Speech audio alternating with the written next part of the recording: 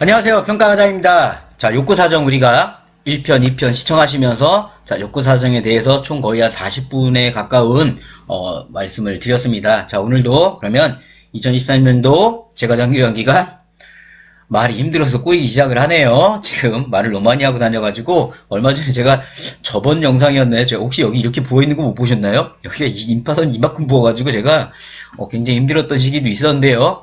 그래도 좀 힘내면서 말씀을 드리도록 하겠습니다. 자, 한번 우리 시청하실 분들도 기지개 한번 피시고요. 열심히 또 영상에 교육에 임하시기 바랍니다. 자, 오늘 말씀드릴 내용은 저번 시간에 연동돼서 제가 나중에 급여계획은 별도로 의견편을 올려드릴 겁니다. 오늘은 간단하게 이 옥구사정을 우리가 이제 작성을 했잖아요. 앞에 위험도 평가 더불어서 낙상, 욕창, 인지, 욕구를 구성을 했다면 이걸 토대로 이제 급여계획 우리가 입력을 해야 되잖아요. 그럼 입력할 때 주의사항을 좀 말씀을 드릴게요. 주의사항을 정확하게 작성하는 거는 제가 급여제공계획서 응용편 영상을 올려드릴 건데 오늘은 이제 욕구사정 하시면서 기본적으로 이제 급여계획을 지금 하신 것 중에 빨리 이런 부분은 조금 점검하시거나 지금 앞으로 이제 해야 될 부분에서 이런 부분을 좀 입력하고 하시라고 먼저 급여계획을 연동해서 말씀을 드립니다. 자, 우리가 욕구사정을 진행했다면 우리가 이렇게 욕구사정 구성을 했잖아요. 낙상용창 인지라. 그러면 우리가 급여계획서를 이제 입력을 하게 되어 있습니다. 급여계획서를. 자, 급여계획서는 우리가 둘 중 다 인정을 합니다. 뭐냐면 우리가 공단에 입력해서 진행하는 공단 급여제공계획서도 인정을 하고요. 그 다음에 화면에 보고 계신 것처럼 자체 급여계획서도 평가해서 인정을 합니다. 따라서 우리 시청하신 분들 중에 급여계획 시일까지 딱 맞춰가지고 공단에 급여계획을 입력을 했다. 그러면 최고. 근데 만약에 그게 이루어지지 않았다. 그러면 조용히 빨리 자체 급여계획서를 구성하시는 게 좋으세요. 아셨죠? 그러니까 그런 다음에 우리가 또 1년에 한 번씩 급여계획을 구성해야 되는데 우리가 원래 공단에 급여계획서가 1년이 되면 띵띵 울리죠? 그래서 입력을 해야 되는데 깜빡 놓쳤다. 그러면 지금 화면에 보고 계시는 자체 급여계획서의 형태로 커버를 하셔야 되는 겁니다. 아셨죠? 자, 그러면 이 작성법 우리가 공단에 어차피 입력하시는 건 많이들 하셨잖아요. 그래서 이거는 또 제가 나중에 응용편에 설명을 드릴 거기 때문에 자, 오늘은 그럼 이런 급여계획을 공단에 입력하든 자체 급여계획을 하든 제일 중요한 거 조심해야 될 것만 좀 간략하게 말씀을 드릴게요. 자, 여기 보신 것처럼 입력하실 때 중요한 거 목표 입력하실 때 목표 입력하실 때 우리 보통 어떻게 하세요?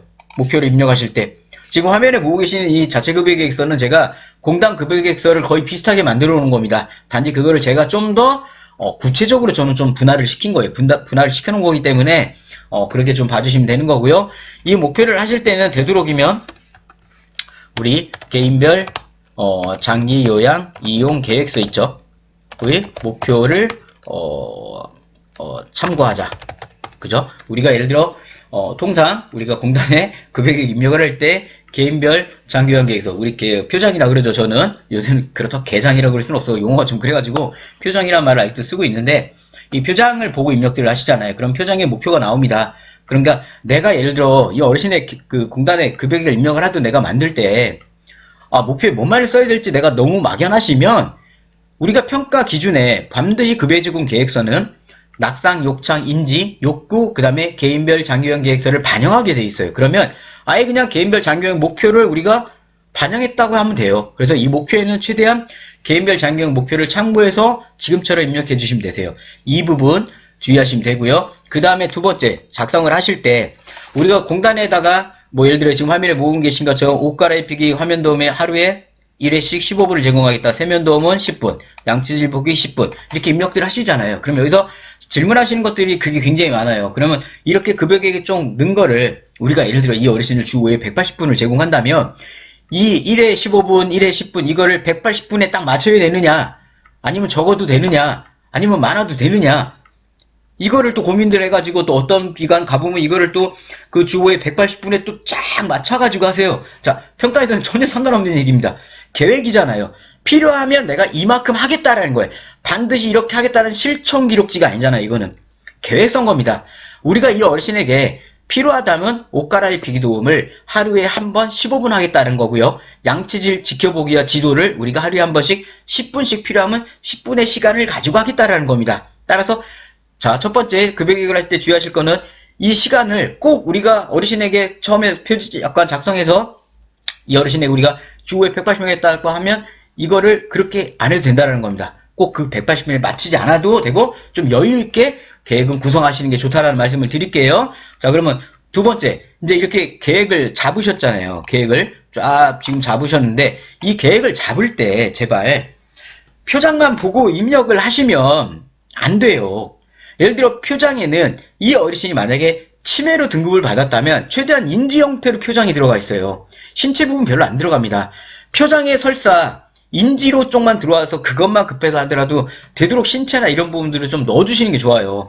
어르신이 무조건 치매로만 등급을 받고 나머지가 정상은 아니잖아요. 그죠? 연세들이 있으시기 때문에 따라서 반드시 표장만 보고 입력을 하시는 건 좋은데 표장보다도 좀 더 보태가지고 계획을 세부적으로 세워주시는 게 좋다라는 그 말씀을 드리도록 하겠습니다. 주의하셔야 되세요. 아셨죠? 계획 시간을 이제 이렇게 잡으셨고, 그 다음에 쫙 이렇게 나가시면, 마지막에 우리가 종합의견이 있잖아요. 종합의견. 그죠? 이 종합의견을 적으실 때는, 그죠?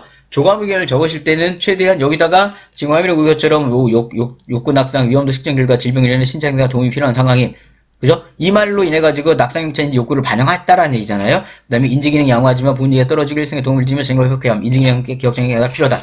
이렇게 적으시는 게 좋아요. 여기다가 아니면 뭐 또 어떤 분들은 낙상 뭐 17점, 욕창 21점, 인지 뭐 11점으로 위험도 판단됨. 이렇게 적으시는 분도 있어요. 자, 이렇게 다 좋아요. 이렇게 다 적는데 적으시면 자, 오늘 말씀드릴 핵심이 이거예요.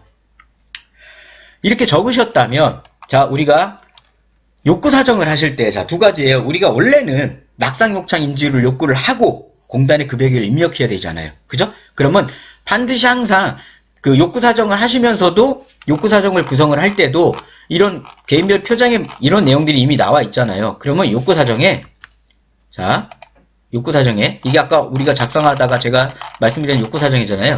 여기다가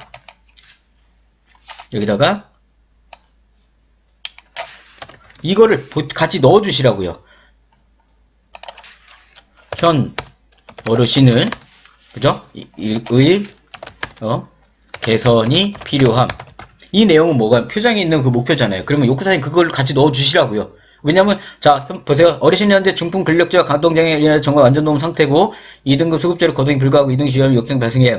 그래서 따라서 현 어르신은 이런 것들에 대한 목표가 필요하다. 이렇게 적어주시라 이거예요. 그러면 뭐냐면 급여계획과 얘가 연동이 되고 있어요.